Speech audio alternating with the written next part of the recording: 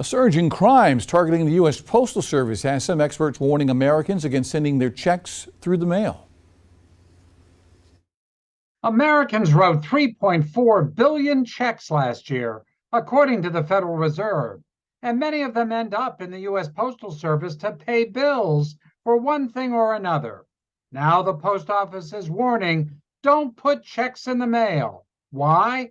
Because more of them are getting stolen than ever. Unfortunately, this is something that can happen. The Postal Service reports that complaints of mail theft doubled in 2021, and banks report that check fraud jumped to 680,000 reports last year, up from 300,000 the year before. So who is stealing these checks? Not entirely clear. Could be workers at postal distribution centers who recognize a check in an envelope, or perhaps more likely, thieves who fish envelopes out of mailboxes. That has led the post office in some areas to install highly secured mailboxes with small openings that won't take many envelopes, forcing customers to get out of their cars and go into the post office.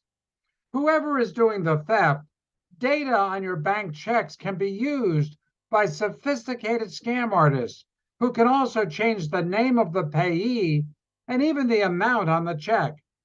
Caitlin Driscoll at the local Better Business Bureau says this happens here.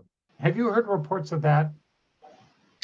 Yes, and this isn't anything new either, unfortunately, when it comes to different counterfeit checks, counterfeit check fraud. The post office says if you must mail a check, avoid the mailbox and bring the envelope directly into the post office.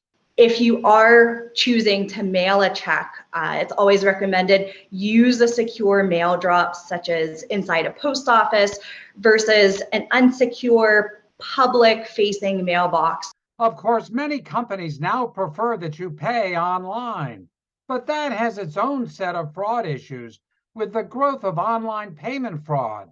One study found 2.5 million online transactions were compromised last year. Pay by credit card, not debit, if at all possible.